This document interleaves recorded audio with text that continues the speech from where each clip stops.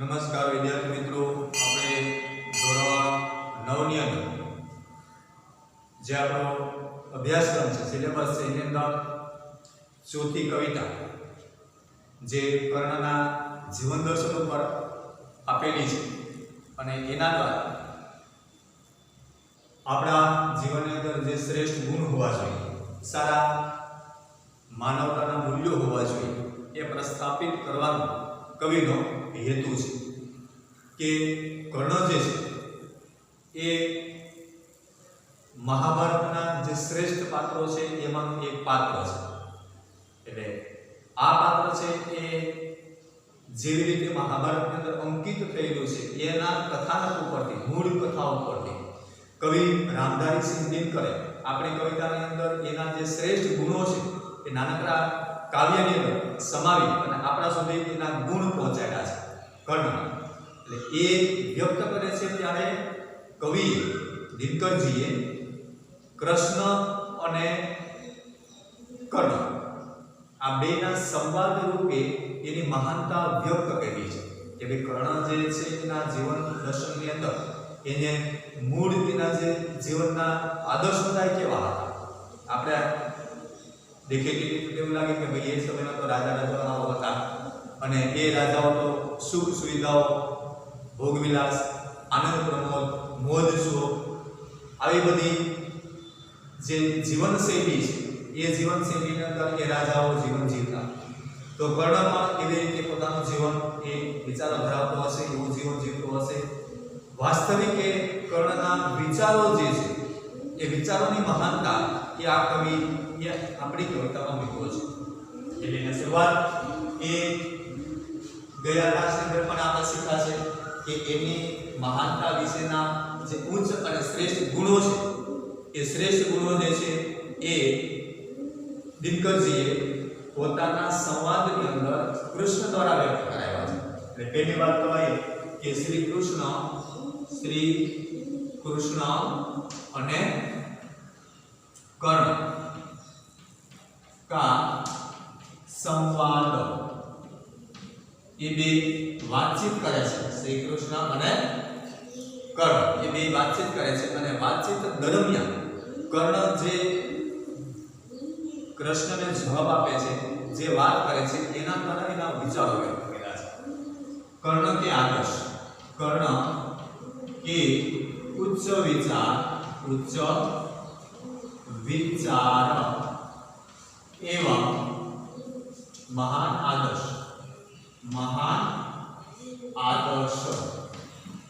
एना विचारों की अंदर એટલી શ્રેષ્ઠતા છે કે એની પોતે જે વાત કૃષ્ણની સાથે કહી છે એમાંથી એની વિચારસરણી, એ સામાન્ય જીવન જીવે છે, એના જીવનનો હેતુ શું છે, એ શું ઈચ્છે છે, એની ઈચ્છા કઈ છે, કઈ વાત તો એ ઈચ્છતો નથી, આ બધી જ વાત એ રામધારીસિંહ દિનકરે કૃષ્ણ અને કર્ણના સંવાદ દ્વારા આપણી કવિતાની અંદર અંકિત કરેલી છે. ગયા ક્લાસની અધૂરી કવિતા છે ત્યાંથી આપણે આગળ જઈએ તો એમાં ગયા ક્લાસમાં આપણે શીખ્યા કે વૈભવ વિલાસ, આનંદ પ્રમોદ આવી કોઈ કર્ણની ઈચ્છા નથી. એટલે એ ના પાડે છે કે એવી ચાહત નહીં. એટલે એના શ્રેષ્ઠ આદર્શોની અંદર વૈભવ વિલાસ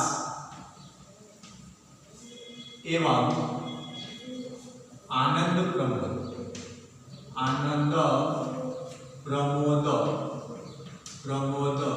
એ કોઈ चाह मतलब के इच्छा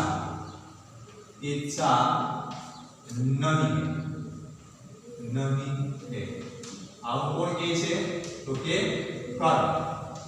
कर्ण ए એવું કહે છે કે સુખ, સમૃદ્ધિ, વૈભવ, વિલાસ, જમીન જાયદાદ, રાજપાટ, સિંહાસન, આનંદ, પ્રમોદ, મોજ, સુખ આવી કોઈ જ મારી ઈચ્છા નથી. એવું જીવન જીવવું તો એ બધું મારે પ્રાપ્ત કરવું છે.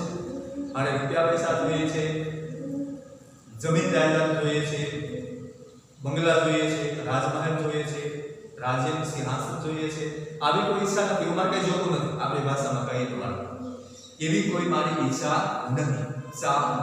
એવું કંઈ ઈચ્છતો નથી. એ મારી ઈચ્છા નથી. તો ઈચ્છા શું છે એનો જવાબ મને ત્યાં આપ્યો છે. જઈને એવું કીધું છે કે સદૈવ નિર્મલ દાનથી સરિતા બહતી રહે. એને એવું કીધું નિર્મલ દાન કી દેવ સરિતા बहती रहे मतलब कि दान करने की इच्छा, दान करने की इच्छा ये એવું ઈચ્છે છે કે એ પરણા કે છે કે મારે સુખ સુવિધા, ભોગવિલાસ, ધન સંપત્તિ, રાજવૈભવ, આનંદ પ્રમોદ, વિલાસિતા આવું કાંઈ જ નથી જોતું. મારે આવી મારી કોઈ ઈચ્છા નથી. એ મારે પ્રાપ્ત કરવું પણ નથી, મારે જોઈતું પણ નથી.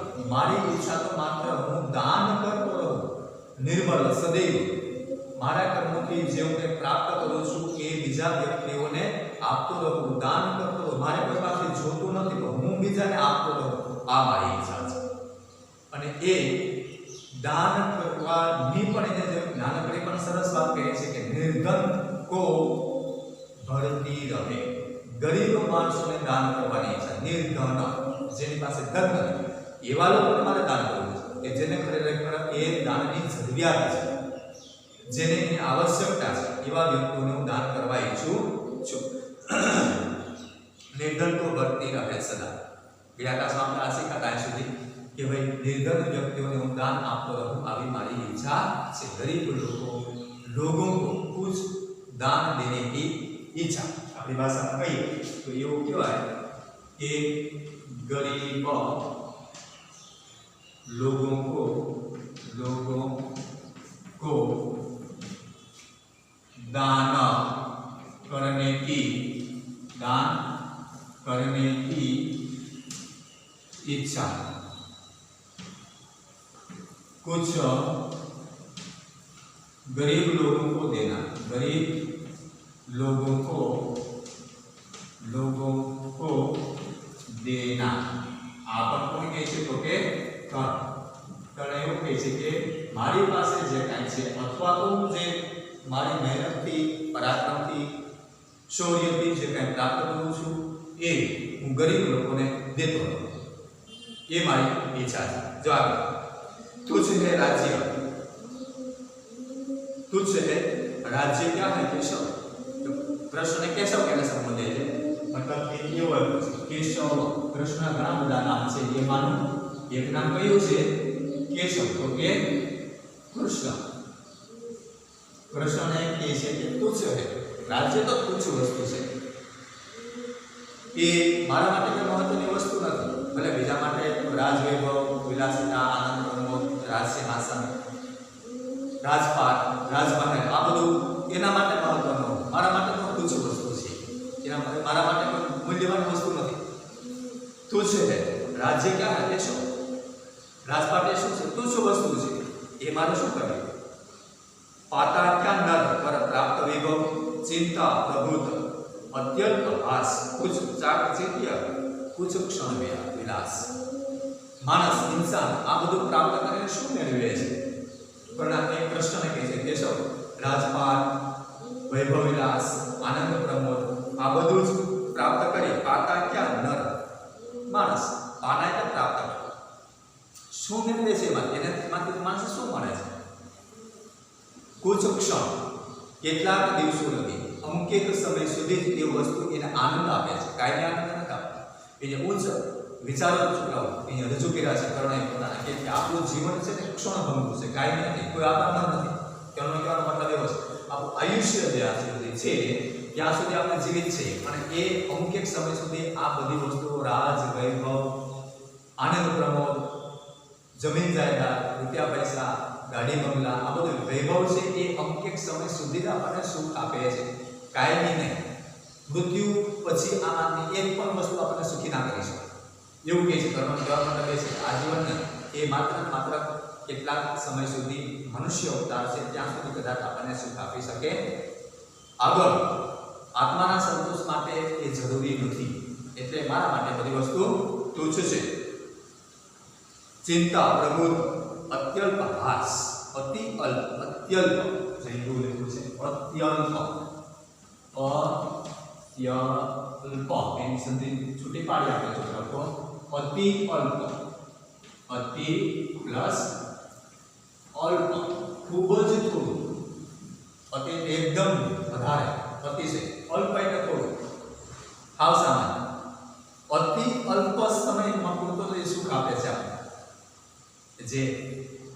જેની પાછળ આપણો રૂપિયા પૈસા ધન દોલતની પાછળ આપણે દોડ છે એ સુખ કેટલો સમય આપે કે અતિ અલ્પ અત્યલ્પ.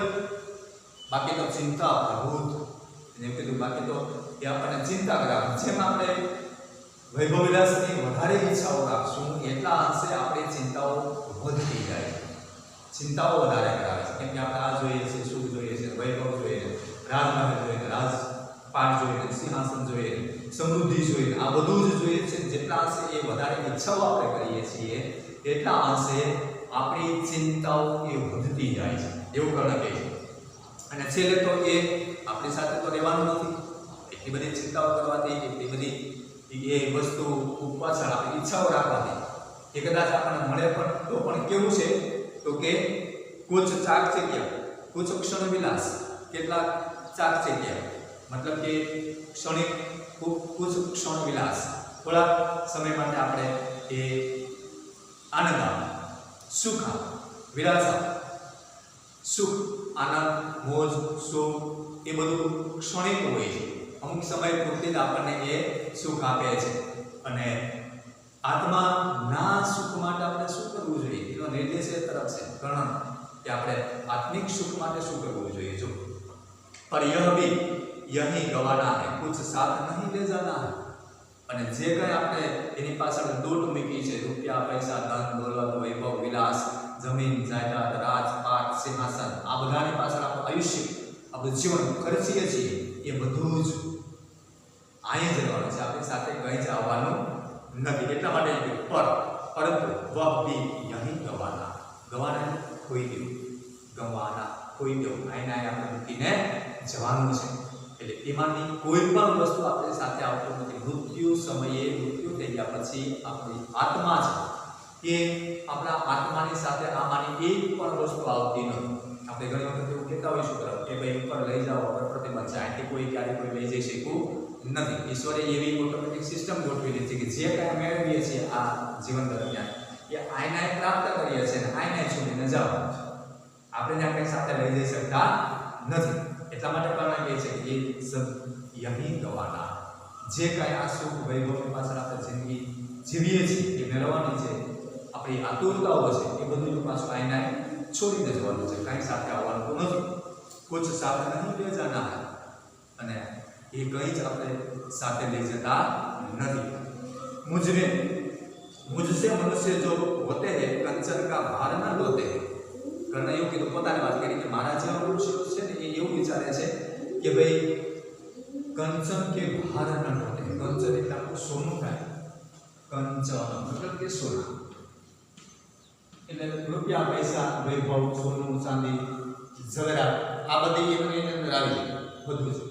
મતલબ કે સોના સુવર્ણ કંચન એ નો ભાર મારે પાડવો મતલબ કે આ બધી વસ્તુઓ પ્રાપ્ત કરવા માટે મારે જે ચિંતા કરવી નથી એવી ચિંતા કરવાનો નથી કે રૂપિયા પૈસા સુવર્ણ ચાંદી ને રાજપાટ માટે જે કંઈ મેળવવા માટે આપણે જીવન જીવીએ એવું બધું પ્રાપ્ત કરવા માટે જીવન જીવતો હું માણસ નથી. અને મારા જેવા લોકો એ પ્રાપ્ત કરવા માટે જીવતા પણ નથી. હું જ જઈશ મનુષ્ય મારા જેવા માણસો કે આવું પ્રાપ્ત કરવા માટે અને એનો ભાર મતલબ કે એની ચિંતા એની વિચારસરણી ધરાવતા નથી. એવું એને જોતું નથી.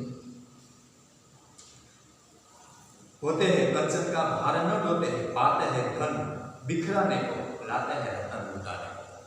એટલે એવું કહે છે કે આવી વસ્તુઓ લઈ અને એ ભેગી કરતા નથી. સોનું, સુવર્ણ, ચાંદી, જળ, ઝવેરાત, આભૂષણો, રાજ્ય, વૈભવ આ બધું જ પ્રાપ્ત કરે છે, પણ પોતે રાખતા નથી. જે કંઈ પ્રાપ્ત કરે છે એનું શું કરે છે? એ પાતે ધન બિખરાવે. બિખરાના એટલે વિખેરી નાખવું. વિખેરી નાખવું એટલે વહેંચી દેવું. વહેંચી દેવું મતલબ કે બીજાને આપી દેવું, દાન કરવું. પોતે મેળવે છે એ પણ પોતે રાખતા નથી અને બીજાને દાન દે છે. વિખેરવું, બીજાને વહેંચી દે છે, બીજાને દાન કરી દે છે, પોતે રાખતા નથી. વિખેરને લાભ હે રતન લૂંટાને. લૂંટાના એટલે પણ આપી દે, દાન કરી દે, બીજાને આપી દે, સમર્પિત કરી દે. લૂંટાને જે કંઈ મેળવે છે એ પણ બીજાને એ સમર્પિત કરી દે છે, દાન કરી દે છે, પોતે રાખતા નથી. રૂપિયા, પૈસા, ધન, દોલત, સોનું, ચાંદી, ઝવેરાત જે કંઈ પ્રાપ્ત કરે છે એ લોકો એની ચિંતા અથવા તો એનો ભાર પોતે રાખતા નથી, એની માટે જવાબદારી પોતે રાખતા નથી, એ બીજાને આપી દે છે. મતલબ કે આપણી ભાષામાં કહીએ તો એ દાન કરી દે છે, ગરીબ માણસોને એ આપી દે છે. રતન લૂંટાને કહો જબ से न कभी कुछ लेते हैं दान ही हृदय का लेते हैं. અને જગત પાસેથી એ લોકો ક્યારે ક્યાં લેતા એ બીજાની પાસે આપણી ભાષામાં કે માગતા નથી. જે કંઈ મેળવે છે પોતાના પરાક્રમથી, પોતાની મહેનતથી, નીતિથી, ધર્મથી એ કમાય છે. જગત પાસેથી એ પોતે ક્યારેય માગતા નથી, એ લેતા નથી, પણ શું કરે છે? દાન આપે છે, બીજાને આપે છે. લેવાની એની કોઈ વૃત્તિ નથી, એ લેતા પણ નથી, પણ એ પોતે જે પ્રાપ્ત કરે છે, મેળવે છે એ પણ બીજાને આપી દે છે. જબ से न कभी कुछ लेते दान ही हृदय का देते. ખાલી માણસ રૂપિયા પૈસાની વાત નથી, હૃદય કા દાન એટલે કે આ બહુ મોટી વસ્તુ છે. હૃદયનું દાન આપવું મતલબ કે એની પાસે જે કાંઈ છે, લાગણીઓ, વિચારો, ભાવનાઓ છે, દુઃખી માણસો છે, ગરીબ માણસો છે, એના પ્રત્યે હમદર્દી, સહાનુભૂતિ, એને કેમ મદદરૂપ થવું, આ બધી જ વિચારસરણીઓ દ્વારા એ પોતાની પાસે જે કાંઈ છે એ ના દ્વારા બીજાને સુખ આપે છે. એનું દુઃખ દૂર કેમ થાય અને એને સુખ કેમ મળે, આ એની વિચારસરણી હોય છે. એટલા માટે હૃદયનું દાન દેવાની વાત કરે છે. હૃદયનું દાન દેવું એટલે કે દુઃખી લોકોના દુઃખ આપણા પ્રયાસોથી કેમ દૂર થાય, આપણે એને કેમ મદદ કરી શકીએ. આપણી પાસે એવી કઈ વસ્તુ છે કે એને આપવાથી કાં તો એની ગરીબી દૂર થાય, એનું દુઃખ દૂર થાય, એની પીડા દૂર થાય, એની વેદના, એની વ્યથા એ દૂર થઈ. એ આપવાની વૃત્તિની વિચારસરણી એટલે દાન.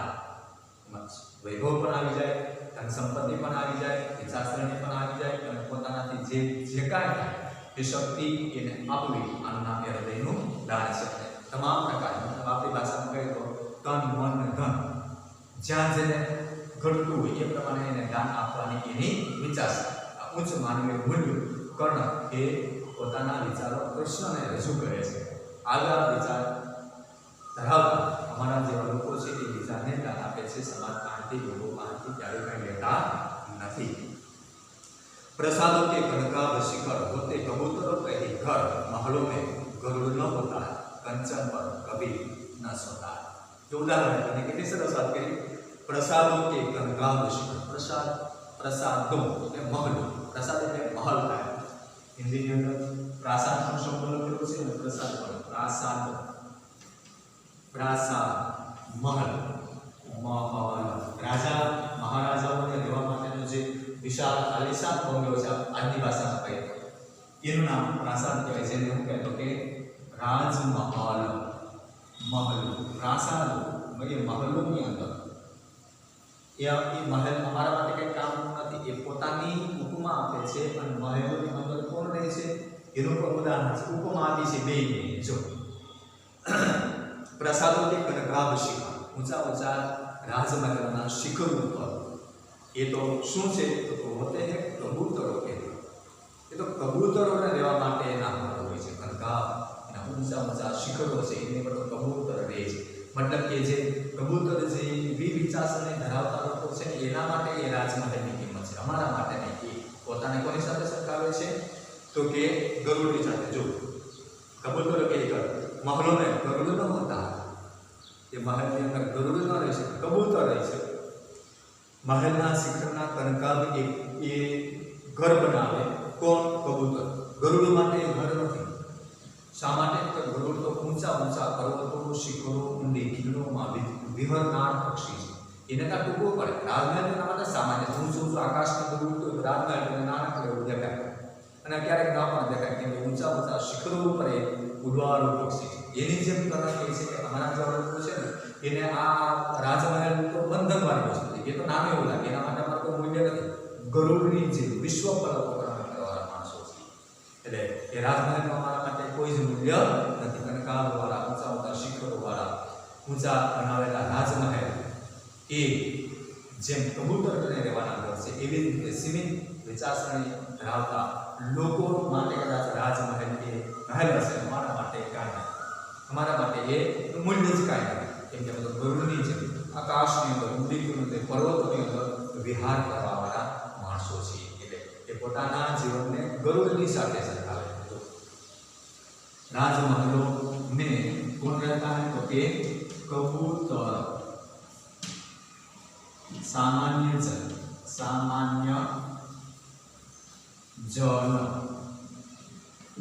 ने कबूतरनी साथे ने सरखाव्या छे पण आ तो ए गरुड़ ए कर्ण पोताने कोनी साथे सरखावे छे तो के गरुड़. गरुड़ माटे ए शिखरना कनकाभ घर बनता नथी क्यारे एनुं घर बनावे नहीं केम के तो मात्र एना माटे खाली नानकड़ी वस्तु छे. એટલે ઊંચા પર્વતો ઊંડી ખીણો આખું આખું આકાશ એનું ઘર છે. એ નાનકડા એવા બંગલાની અંદર નાનકડા એવા આ રાજમહેલના કનકાભની અંદર એના શિખરોની અંદર કેવી રીતે રહી શકે? એના માટે તો એ બિલકુલ સામાન્ય વસ્તુ છે. એટલે કહેવાનો અર્થ કરવો એ કે કર્ણની વિચારસરણી એ વિશાળ છે. ઊંચે જેમ ગરુડ ઊંચું ઉડે અને રાજમહેલના માટે કાંઈ નથી એવી જ રીતે કર્ણનું જીવન એ ખૂબ ઊંચી વિચારસરણી વાળું છે. એટલે રાજમહેલ એના માટે કાંઈ નથી અથવા તો રાજા બનવું પણ એના માટે કાંઈ મહત્વની વસ્તુ નથી.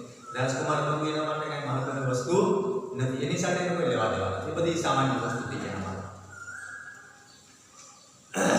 कनकाभियों बसता वह कहीं पहाड़ों में शेरों की फटी दरारों में. गरुड़ से एक ऊंचे आकाश में ऊंचा ऊंचा पर्वतों पर कहीं पहाड़ों में शेरों की फटी दरारों में मोटी मोटी शिलाओं पत्थरों की शिलाओं में फाटी दरारों तिराड़ों ની અંદર એ ગરુડ રહે છે. એનું ઘર છે નહીં કે નાનકડો રાજમહેલ. એનું ઘર ઊંચા પર્વતો એના પહાડો એની ઉપર મોટી મોટી પથ્થરની શિલાઓ એની ઊંડી ખીણો અથવા તો એની દરાર એટલે કે તિરાડો એ બધા જ એના વિહરવાના સ્થાન છે. એને રહેવાના એ ઘર છે.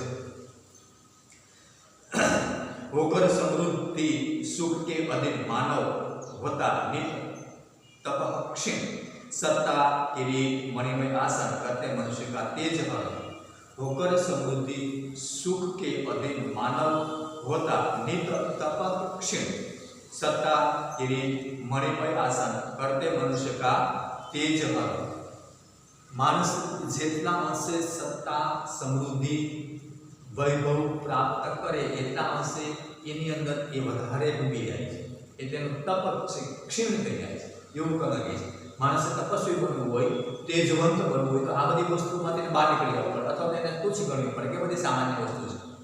એમાંથી બહાર આવીને કહે છે કે જેટલા અંશે આપણે એની અંદર આપણા મનને જીવનને ઉતારશું એટલા અંશે આપણું તપ એ ધીમે ધીમે ક્ષીણ થઈ જાય, ઓછું થઈ જાય, ઘટી જાય. આપણું તપ છે, આપણું ધૈર્ય છે એ ઓછું કરનારી વસ્તુ છે. આ કઈ સોનું ચાંદી રાજપાટ વૈભવ સુખ સમૃદ્ધિ આનંદ પ્રમોદ એની અંદર જેટલા છે આપણા મનને ડૂબાડશું એટલા છે આપણું તપ ઘટી જાય. ઓછું આપણું તે છે એ ઓછું થઈ જાય. કેમ કે આપણે એમાં ચિંતા કર્યા કરીએ છીએ, એ મળવામાં આપણા મનને રોકીએ છીએ. એ બધા જ વસ્તુઓને સામાન્ય ગણવાની તુચ્છ ગણવાનું કાંઈ મહત્વ માત્ર ઉચ્ચ વિચારસરણીનું છે. ઈશ્વરની સાથે સિદ્ધિ આપણા આત્માની સાથે સિદ્ધિ જે અનુભૂતિ છે એ સાચો આનંદ છે એવું કર્ણ કહે છે.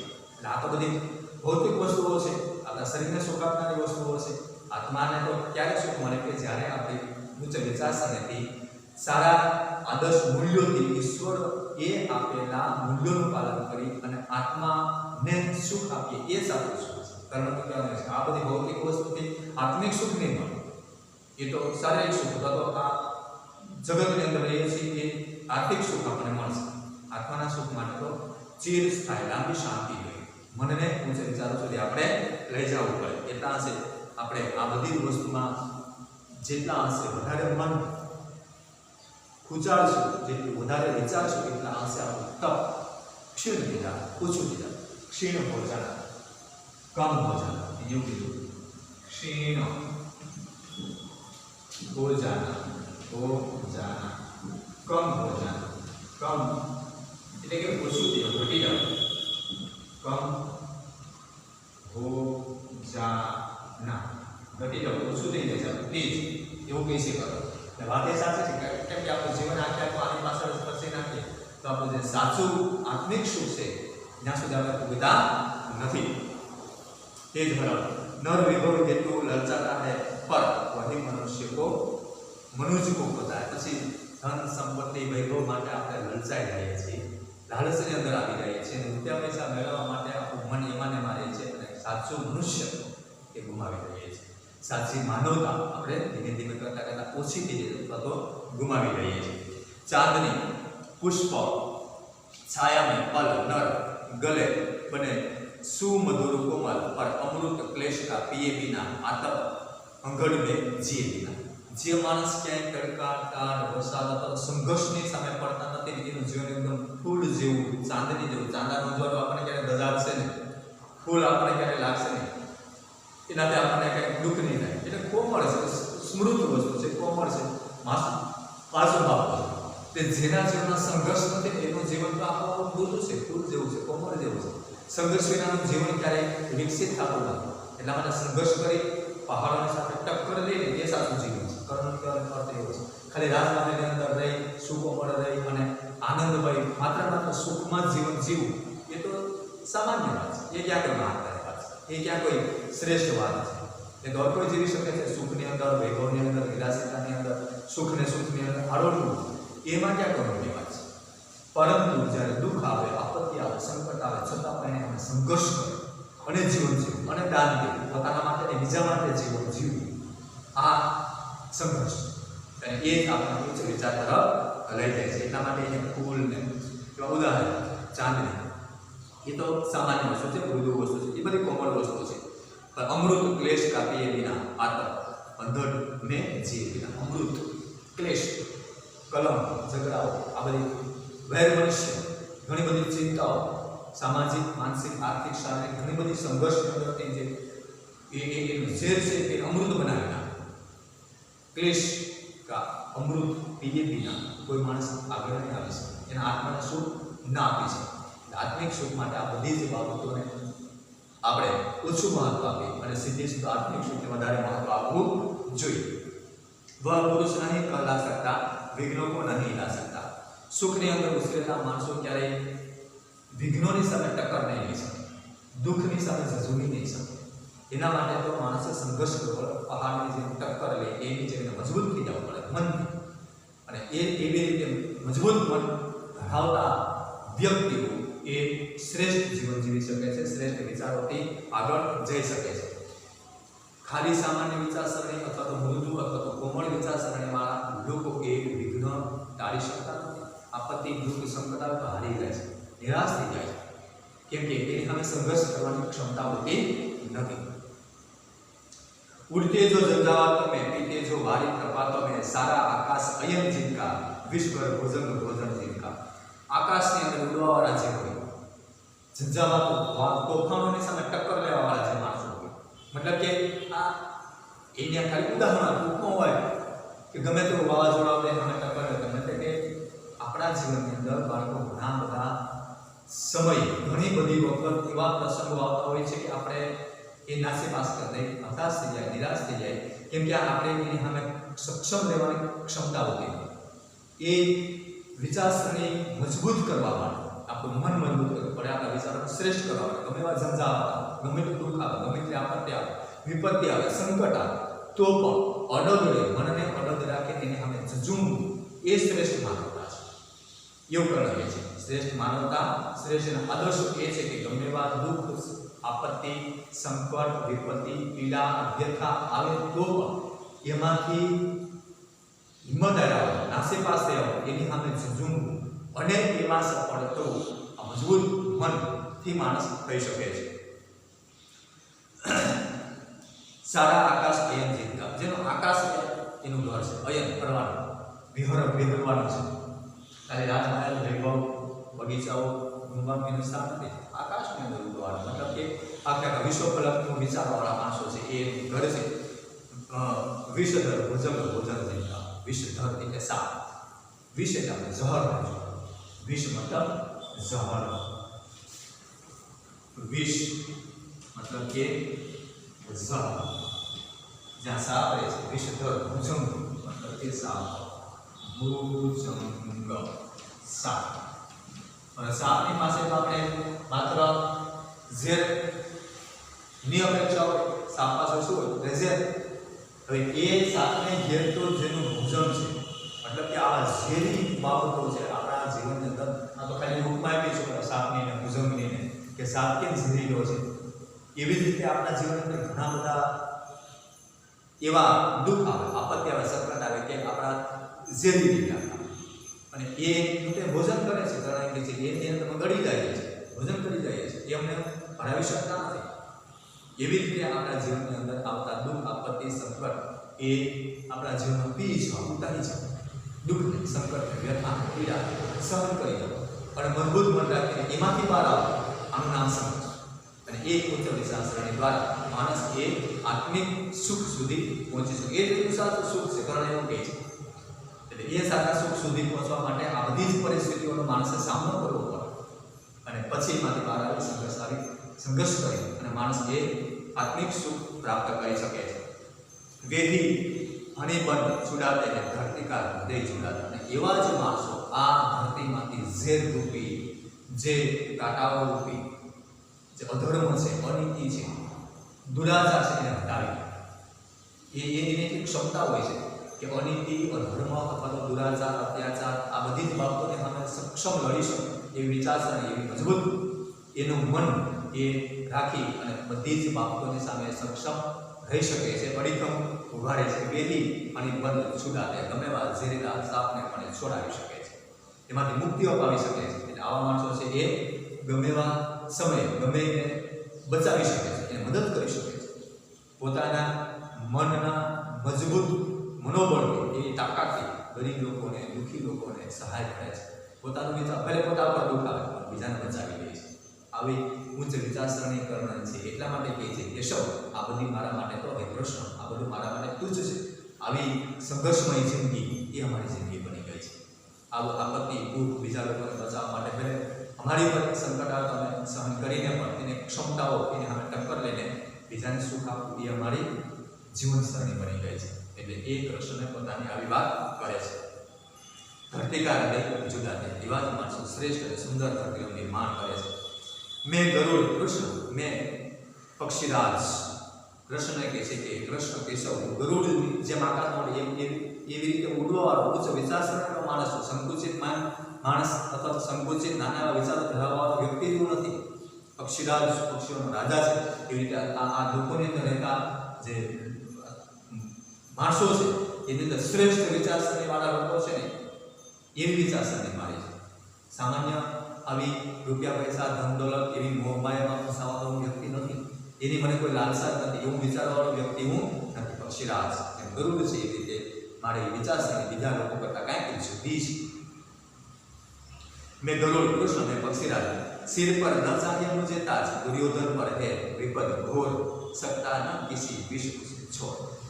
એટલે સરસ વાત કરે છે કે મારે કોઈ તાજ એટલે હું મારા ઉપર કોઈ રાજ્ય નથી, મારે રાજ્યનું કોઈ સિંહાસન નથી, એવું કોઈ તાજ નથી, મારે એવો કોઈ રાજાનો મુકુટ નથી, એવી મારી કોઈ લાલસા નથી, એવું મારો કોઈ અભિલાષા નથી, એ મારી કોઈ ઈચ્છા નથી. એ બધી વસ્તુઓ મારા માટે છે, એવી કોઈ વસ્તુ મારે જોતી નથી. અત્યારે મારી પરિસ્થિતિ કર્ણ જો કૃષ્ણ કહે છે કે કેવી છે? દુર્યોધન પર है विपद घोर, सकता न किसी विश्व से छोड़. અત્યારે તો દુર્યોધન પર એની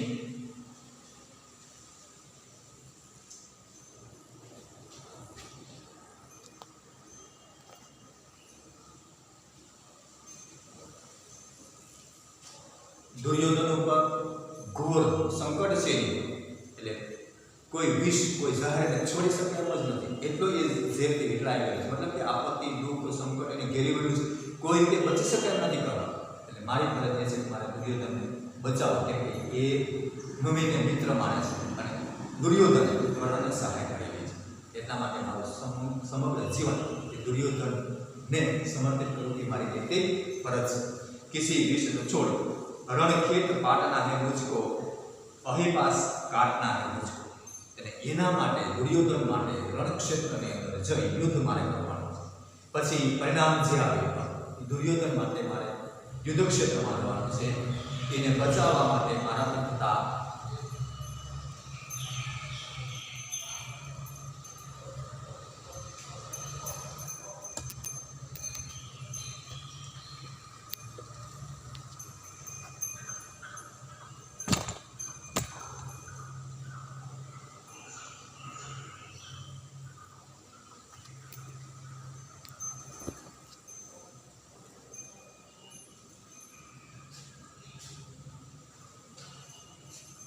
દુર્યોધનને બચાવવા માટે મારા થતા તમામ પ્રયાસો મારે કરવાના છે. અને એટલા માટે યુદ્ધ ક્ષેત્રની અંદર હું જોવાનું છું અને પરિણામ જે આવે, પરંતુ એ યુદ્ધની અંદર જ્યાં સુધી મારામાં પ્રાણ હશે ત્યાં સુધી દુર્યોધન માટે યુદ્ધ કરી અને બચાવવાના તમામ પ્રયત્નો કરીશ એ મારી નૈતિક ફરજ છે. એ મિત્રતા નિભાવવી, કેમ કે દુર્યોધને કર્ણને માન સન્માન પ્રતિષ્ઠા જે કાંઈ એની મિત્રતા નિભાવી, એટલે હવે એના પ્રત્યે મારી મિત્રતા નિભાવી આ જ મારી એક કર્તવ્ય ભાવના છે, એવું કૃષ્ણને એ સ્પષ્ટ કહે છે. અને એના દ્વારા એ પોતાના વિચારો સંપૂર્ણપણે કૃષ્ણને રજૂ કરે છે કે કોઈ પણ સંજોગોની અંદર દુર્યોધનને ન છોડી શકું. કૃષ્ણ મૂળે તો એને પાંડવોના પક્ષ માંડવા માટેની વાત કરવા માટે કર્ણ પાસે આવે છે કે તું બધાથી જ્યેષ્ઠ પુત્ર છે પાંડવોનો, એટલે તને જો તું રાજ બની જશે, તું સિંહાસન પર બિરાજીશ, તું રાજા બની જઈશ, જો તું પાંડવોની સાથે રહેતો. એના જવાબમાં આખી કવિતા કવિએ લખી અને કર્ણ ના જે વિચારો છે ઉજાગર કર્યા છે. અને છેલ્લે કૃષ્ણ ના પાડી દે છે કે પાંડવો સાથે હું ન આવી શકું. મારી ફરજ, મારી નિષ્ઠા, મારું કર્તવ્ય એ દુર્યોધન પ્રત્યે છે, કેમ કે એને મારી મિત્રતા નિભાવી. અત્યાર સુધી માન સન્માન પ્રતિષ્ઠા જે આપ્યું એને મને આપ્યું છે, એટલે એના પ્રત્યે મારું કર્તવ્ય ભાવના નિભાવી આ મારી નૈતિક ફરજ છે. અને એના માટે મારે યુદ્ધ કરવું પડે અથવા તો મારે સમર્પણ કરવું પડે તો પણ હું એમાં તૈયાર છું. આવી સ્પષ્ટ વાત એક કૃષ્ણને દુર્યોધન કરે છે. આ કાર્ય આપણે પૂરું કરીએ છીએ. હોમવર્કની અંદર આ જ કવિતાના પ્રશ્નો આપેલા હશે, તે તમારે લખવાના, પાઠ્યપુસ્તકની અંદર લખી લેવાના. એની સાથે સાથે નિબંધ અથવા તો જે વ્યાકરણના મુદ્દાઓ આપેલા એ પણ તમારે પાઠ્યપુસ્તકમાં લખવાના. એ હોમવર્ક કરવાનો છે. આપણો નિરંતર અભ્યાસ ચાલુ રાખવાનો, જ્યાં સુધી શાળાએ ના આવવાનું થાય ત્યાં લગી આ અભ્યાસક્રમ ઘરે બેઠા હોમવર્ક છે એ પણ પાઠ્યપુસ્તકમાં લખી જવાનું, વિડીયા જોઈ અને એમાંથી આપણે અભ્યાસક્રમ શીખવાનો છે. આજનો તાસ આપણે પૂર્ણ કરીએ છીએ. ચોથી કવિતા પણ આપણે પૂર્ણ કરીએ છીએ. આવતા તાસની અંદર 5મા પાઠે આપણે આગળનો અભ્યાસક્રમ શરૂ કરશું. આજનો તાસ આપણે પૂર્ણ કરીએ.